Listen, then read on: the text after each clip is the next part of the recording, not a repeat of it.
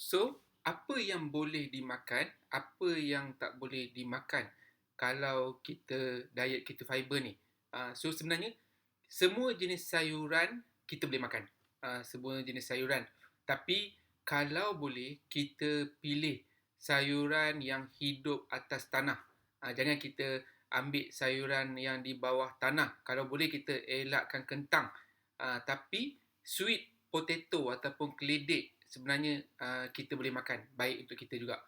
So sayur yang terbaik adalah sayur yang mengandungi kandungan air yang tinggi. Macam brokoli, cauliflower. Sebenarnya cauliflower ni kalau kita pandai gunakan dia, dia boleh jadi macam nasi. Kita boleh buat nasi goreng gunakan cauliflower ni.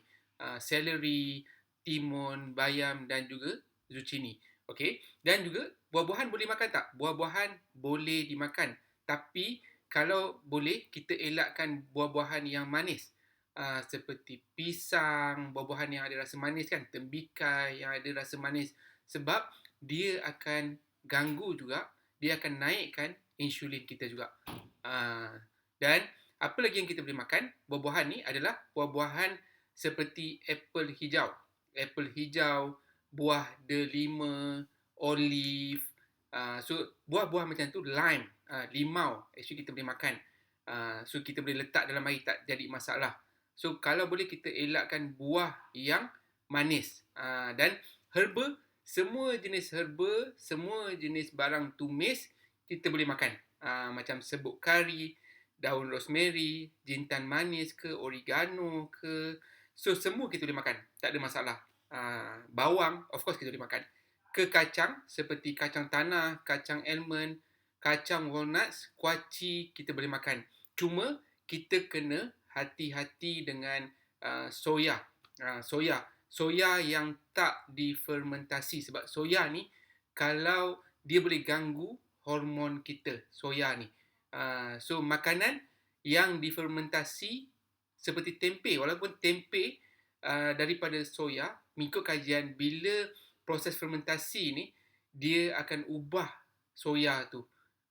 So jadi lebih baik lagi. So tempe boleh makan, cuka apple, budu, kimchi, semua kita boleh makan. Makanan yang difermentasi. Dan semua jenis ikan tak ada masalah, kita boleh makan. Ayam ataupun daging pun kita boleh makan, tak ada masalah. Ikan bilis pun kita boleh makan. Ada orang kata makan ikan bilis naikkan darah tinggi, tapi ikut kajian saya sendiri, tak ada kesan masin ni kepada darah tinggi kita. Dan ikan sardin juga kita boleh makan, tak ada masalah. So, kita boleh makan semua jenis minyak. Minyak apa? Minyak avocado, minyak zaitun, minyak kelapa, MCT. MCT ni minyak kelapa yang dah diproses pun boleh makan, tak ada masalah.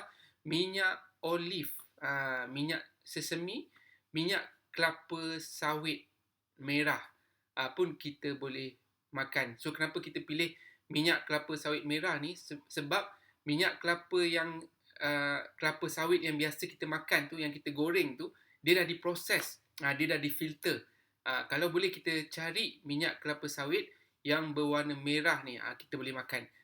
Minyak kelapa sawit merah ni sebenarnya diorang banyak import ke Jepun. Dekat Jepun tu diorang akan letak minyak kelapa sawit merah ni dekat atas salad diorang tu. Susu, untuk elakkan inflamasi, kita elakkan guna susu lembu. Sebab susu lembu ni dia akan menyebabkan inflammation. Resdung, salah satu punca utama adalah daripada susu juga.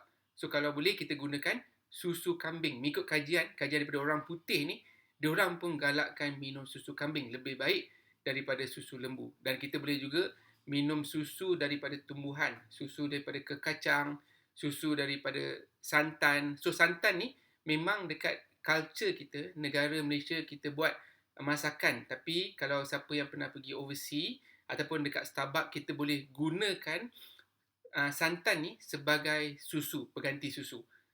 Jangan gunakan buttercup.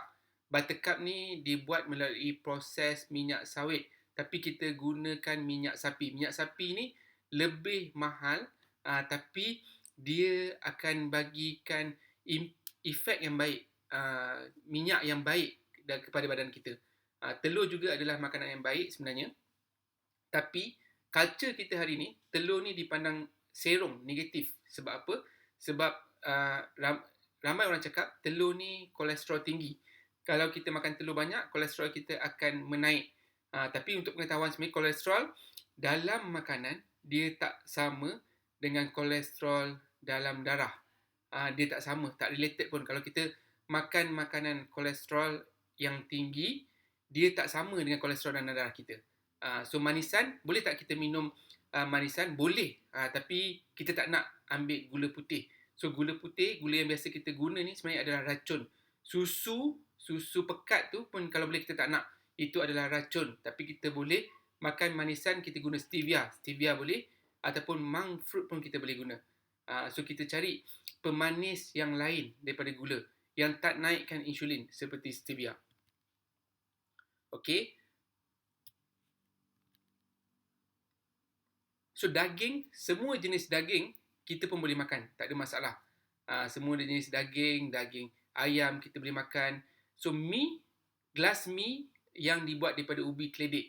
Kalau boleh kita elakkan bihun ataupun mi kuning, kita elakkan sebab dia buat daripada tepung.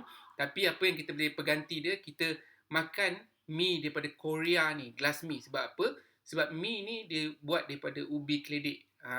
So memang kita orang gunakan mi ni untuk pengganti mi. Termasuk laksa pun sedap juga. Mi daripada Korea ni. So kalau pergi dekat Aeon, so dekat section Korea tu, so memang boleh jumpa gelas mi ni. So nasi macam mana? Nasi boleh makan ke tak? So ramai orang risau tentang nasi. Tapi sebenarnya kalau kita nak makan nasi, boleh.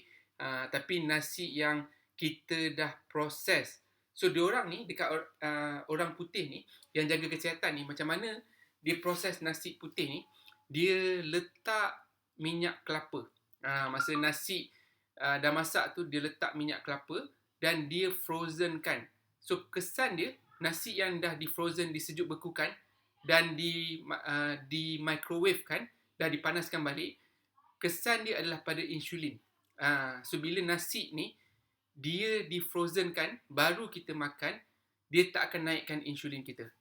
Tapi sebenarnya kita pun boleh gunakan beras rebus. Beras rebus ni dia special sikit, dia pun tak naikkan insulin kita tinggi sangat. So kita boleh gunakan beras rebus. Cuma sebenarnya kalau boleh kita makan, jangan makan nasi 3 kali sehari. Kita pilih sehari sekali kita makan nasi ni. Walaupun beras rebus ni kita pilih untuk makan sehari sekali. Mungkin waktu malam. Kita janganlah pagi makan beras, siang makan beras. Sebab fiber yang kita ada tu mungkin tak cukup pun untuk kurangkan gula dalam darah kita. Dan sebenarnya lagi satu, kita boleh gunakan konjac food. Boleh cari konjac food ni, memang ada jual. Dia buat dalam bentuk beras, dia buat dalam bentuk mi. So dia buat dalam bentuk macam-macam. So which is dia bukan beras pun. Tapi dia buat dalam bentuk macam beras tu. So kita makan umpama macam makan nasi. So konjac ni sebenarnya adalah tumbuhan. Tapi dia tak naikkan insulin.